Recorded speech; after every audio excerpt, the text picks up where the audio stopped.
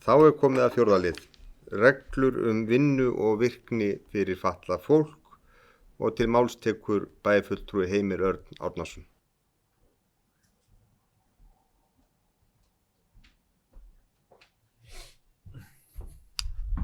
Forseti, ágætu bæjarfulltrúar. Hér liður 1 í fundargerð velferðarráðs dagsetri 27. apríl 2006 en það voru lagðar fram samþykktar reglur vinnu og virkni fyrir fatlað fólk. Samráðshópur málefni fatlað fólks hefur samþykkt reglurnar fyrir sitt leyti. Það gerir einnig velferðarráð, þannig að ég kynni þetta hér til samþykktar. Já, þá hefur bæjarfulltrúi Heimir Örn Árnason lokið máli sínu. Orðið laust ef einhver óskar að taka til máls. Bæjarfulltrúi Sindri S. Kristjánsson tekur næstu til máls.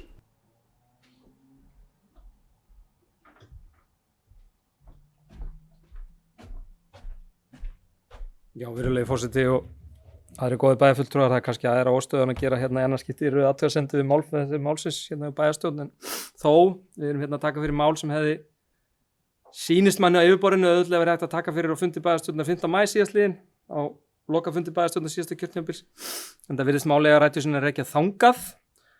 Þó svo sum okkar hafi náttúrulega verið í bæjarstjórnar síðasta kjörtímabili og setið í nefndum og ráðum og þess að þá vorum við það ekki öll, svo sannarlega. Þannig að tækifæri okkar sumra í undirbúningi þessa fundar að setja sig inn í þetta mál voru að einhverju leyti takmörkuð, svo þessi sagt. Nú til dæmis að ráðferða sig við flokksfélaga sína inn í velferðarráð eða samráðshópi málefna fatlaðs fólks. Nú hefur það fólk til dæmis í ýmsum tilfellum bara horfið til annarra starfa eða er ekki eins ínáanlegt og áður. En þetta er nú kannski bara smá smuglega athugasemd. Ég held að þú veist að svo öllu þessu sögðu þá held ég málið sé alveg takt til afgreiðslu og virðist vera þarft mál. Þú veist, þetta er tilkomið vegna breyttara reglna málaflokkin og breyttara hlutverka sveitarfélagsins og ríkisins líkt og framkemur í þessu minnisblaði sem liggur hérna frammi fyrir okkur samhliða reglunum. En mér langar svolítið að tala líka upplifun notenda, eða allavega eins og þeim er lýst í samtölum sem ég held að mörg okkar hafi til dæmis átt hérna í aðdraganda kosninga. Við vitum og heyrum dæmi af því að það er bara rosalega óánægja með þjónustu Vinnumálastofnunar á Akureyri þegar kemur að þessu þjónustúrræði, atvinnu með stuðningi. Við bara til að taka dæmi af konu eða sem sagt fjölskyldu sem ég ræddi við nýverið, að þá eru þau í einhverju bið eftir þjónustu frá Vinnumálastofnun varðandi þetta úrræði.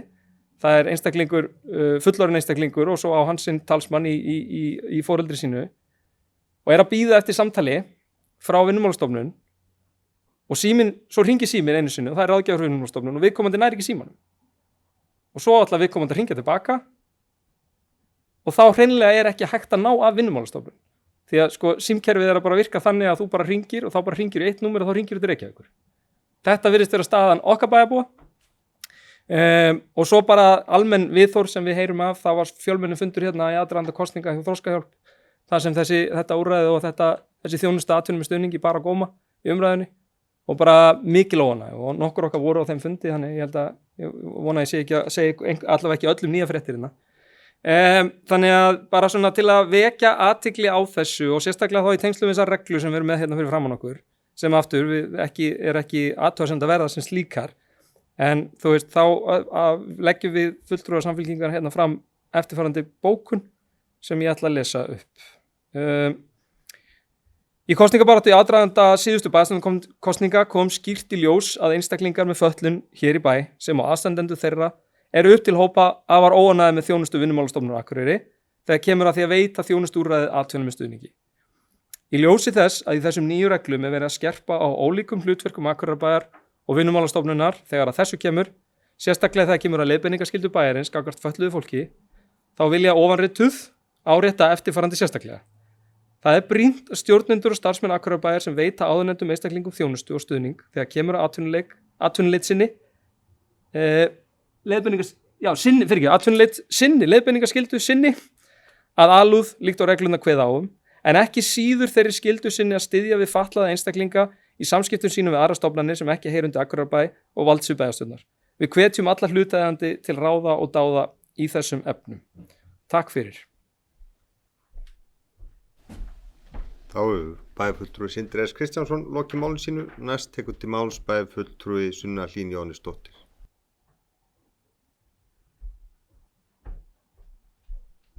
Forseti, ágæti bæjarfulltrúi, bara þakka bæjarfulltrúi Sindra fyrir mjög góðar ábendingar og ég held að við höfum öll upplifað þetta í kosningabaráttunni og ekki bara á fundi þroska hjálpar heldur fengum við bara margar heimsóknir á kosningaskrifstofuna þar sem við upplifðum svona gat í kerfinu.